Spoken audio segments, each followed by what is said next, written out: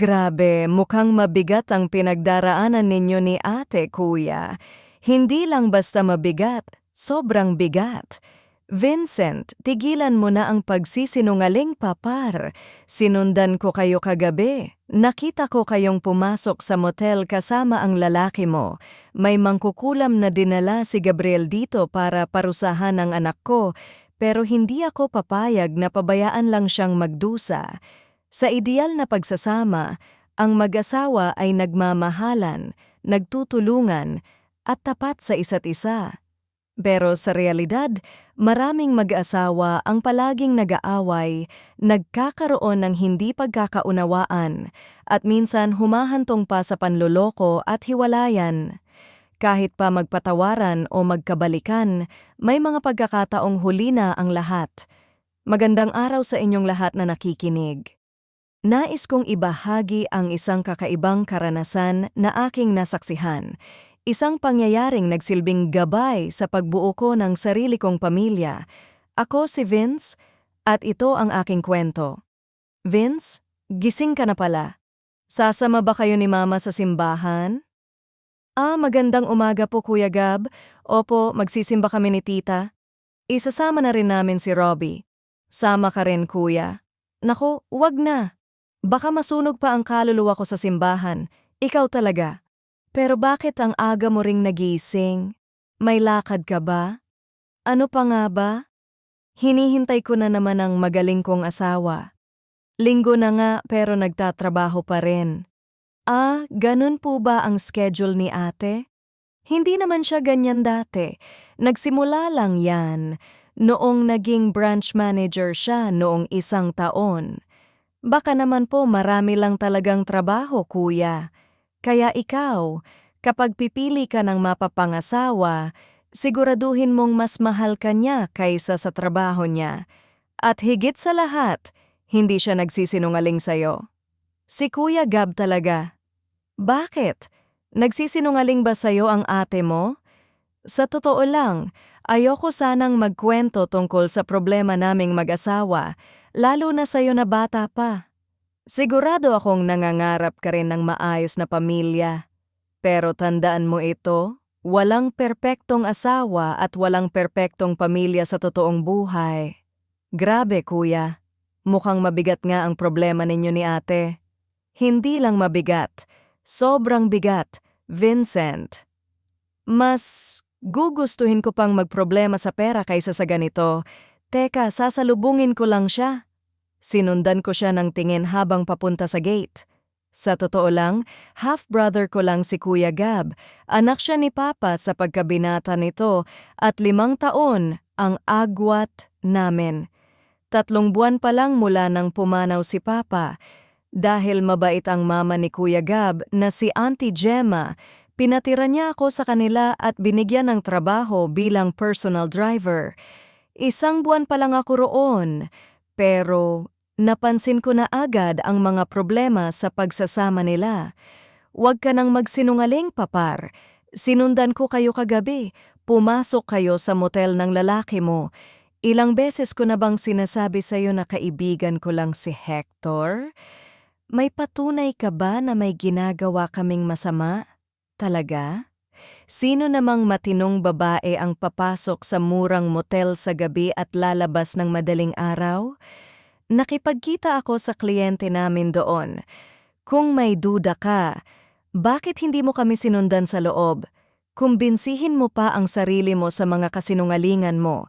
Pero kapag napuno ako, pupulutin ka sa kangkungan. Papalayasin mo ako? Paano si Robbie?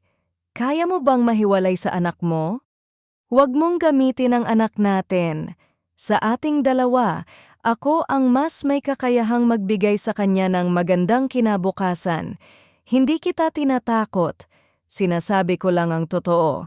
Alam nating dalawa na sa akin sasama si Robbie kapag naghiwalay tayo. Malakas na isinara ni ate ang gate at pumasok sa bahay. Si kuya naman, sinipa ang gate at sumunod. Habang tumatagal, mas madalas na nangyayari ang ganitong eksena. Doon ko rin nalaman na hindi lang trabaho ang pinagtatalunan nila, kundi pati ang panlalaki ni ate. Isang araw, sumobra na ang sigawan nila sa harap mismo ng gate. Hindi na napigilan ni Mang Noel, ang ama ni ate, ang galit niya. Nauwi ito sa suntukan. Sinubukan kong awatin, pero pati ako nadamay. Hindi man lang lumaban si kuya. Hinayaan lang niyang masaktan siya hanggang sa mapagod si Mang Noel. Huwag kang mag-alala, aalis kami ng anak ko sa bahay ninyo ngayon din. Tay, huwag niyo akong pangunahan. Isa lang ang sasabihin ko, Pearl, huwag mong isasama si Robbie. Buksan mo ang gate, Vince. Opo, kuya. Saan po tayo pupunta? Sa impyerno. Natigilan ako sa sagot niya. Lumipas ang mga araw at lalo lang lumala ang sitwasyon. Hanggang isang gabi, niyaya ako ni kuya. Samahan mo ako, may pupuntahan tayo. Pagdating namin, tumigil kami sa harap ng isang motel. May bulaklak sa likod, kunin mo. Papasok tayo. Tahimik akong sumunod. Nang bigla siyang huminto at nagtago, nakita namin si Ate Pearl, kasama ang ibang lalaki. Mabilis na inilabas ni Kuya ang cellphone at nag-video. Naghalikan ang dalawa. Doon na siya sumugod. Sinuntok niya ang lalaki. Sunod-sunod, hanggang sa bumagsak ito. Nagmamakaawa si ate, pero wala nang pakialam si kuya. Umuwi tayo, Gab? Pag-usapan natin to. May mukha ka pang magsalita pagkatapos ng nakita ko? Sa bahay na lang natin pag-usapan. Sa buong biyahe pa uwi, sobrang kalmado ni kuya, parang walang nangyari. Kinabukasan, inutusan niya ako sunduin ang isang bisita, si Enya. Pagkakita ko pa lang sa kanya, may kakaiba na akong naramdaman. Nakaitim siyang bestida at may aura na nakakapangilabot. Pagdating namin sa bahay, sinalubong siya ni kuya at niyakap pa. Ipinakilala niya ito bilang kaibigan, pero halatang hindi natuwa si Ate Pearl. Unti-unting nag-iba ang ihip ng hangin sa bahay. Si Enya ay parang naging sentro ng atensyon, habang si Ate Pearl ay unti-unting nawawala sa eksena. At habang lumilipas ang mga araw, mas lalo pang lumalala ang tensyon sa loob ng bahay. Hanggang sa dumating ang punto na hindi na talaga mapipigilan ang mga mangyayari. Uy, Robbie! Sandali! Teka, hintayin mo kami! Sa lobby ng mall namin siya hinabol hanggang sa makarating kami sa parking area. Doon na siya tuluyang napaiyak habang pilit binubuksan ang pinto ng sasakyan. Sige na, Robbie, pumasok ka na sa loob. Dito na lang tayo maghihintay ng papa mo. Uncle, gusto ko si mama. Tawagan mo si papa. Sabihin mo dalhin niya si mama dito. Sige, sandali lang ha. Tatawagan ko siya. Habang nasa loob ng sasakyan ng dalawa, dali-dali kong tinawagan si kuya. Pero habang ginagawa ko iyon, napansin ko si Enya. Hawak niya si Robbie sa magkabilang balikat at tila niyuyugyug ito. Sasawayin ko na sana siya nang biglang sumagot si kuya sa kabilang linya. Oh, nasa mall ba kayo? Opo, kuya, nandito na kami. Kaso si Robbie kasi... Teka, si Papa po ba yan, Uncle? Gusto ko siyang makausap. Sige, sandali. Hello, anak? Papa, matagal ka pa ba? Gutom na kasi ako. Pwede naman kaming umorder. Oo naman, anak. Paalis na rin ako. Umorder na kayo kung saan mo gusto. Papa, pwede ko bang ipasyal si Auntie Enya sa bookstore? Bookstore? Sige, walang problema. Bigla akong napatunganga. Ilang sandali lang ang nakalipas, umiiyak siya. Pero ngayon parang wala nang nangyari. Hindi ko rin masita si Enya, baka lalo lang magbago ang timpla ng bata. Kahit habang kumakain kami, halatang halata ang sobrang pagkagiliw ni Robbie sa kanya. Pero nang magpaalam silang pumunta sa bookstore, hindi na ako nakatiis. Sinumbong ko kay kuya ang lahat, pati ang napapansin kong sobrang lapit ni Auntie Gemma kay Enya. Hindi ba mas mabuti yon? May ibang taong nagpapasaya sa kanila. Pero kuya, parang may kakaiba. Vince, kapatid kita, Ayoko na pati tayo mag-away dahil dito. Huwag ka nang makialam. Wala akong nagawa kundi tumango.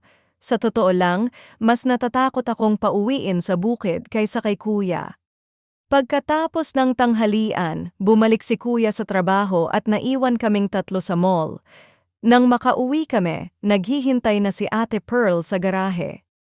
Robbie anak, naghanda si mama ng paborito mong baked macaroni. Ayoko, busog pa ako. Magbabasa pa kami ni Auntie Enya. Doon na nagalit si ate. Robbie, kailan ka pa natutong sumagot sa akin? At sa isang iglap, si Enya ang sinisi niya. Sinisira mo ang pamilya ko. Nagkagulo na naman. Napagitna ako. Pero mas lalong lumala ang sitwasyon nang pati si Auntie Gemma ay kumampi kay Enya. Mas lalo akong kinabahan. Alam kong may mali, pero wala akong lakas para makialam. Lumabas ako ng bahay para magpalamig. Doon ko nakita ang isang matandang lalaki sa kabilang kalsada, nakatingin lang sa bahay. Nilapitan ko sana, pero bigla siyang tumakbo at nawala. Nang ikwento ko ito kay Mang Noel, sinabi niyang baka may kinalaman iyon kay Enya. Hindi ka ba nahihiwagaan sa kanya? Mula nang dumating siya, nag-iba ang lahat. Hindi ako nakasagot. Pero sa loob-loob ko, parang may tama siya. Gabing iyon, hindi ako makatulog. Paulit-ulit sa isip ko si Enya at ang matanda. Pagtingin ko sa bintana, nandoon na naman siya. May hawak pang kandila. Bigla akong nakaamoy ng parang nasusunog na kandila. Sinundan ko ang amoy. Papunta sa silid ni Enya. Enya, buksan mo tong pinto! Walang sagot. Kaya dali-dali akong bumaba para kunin ang susi kay Auntie Gemma.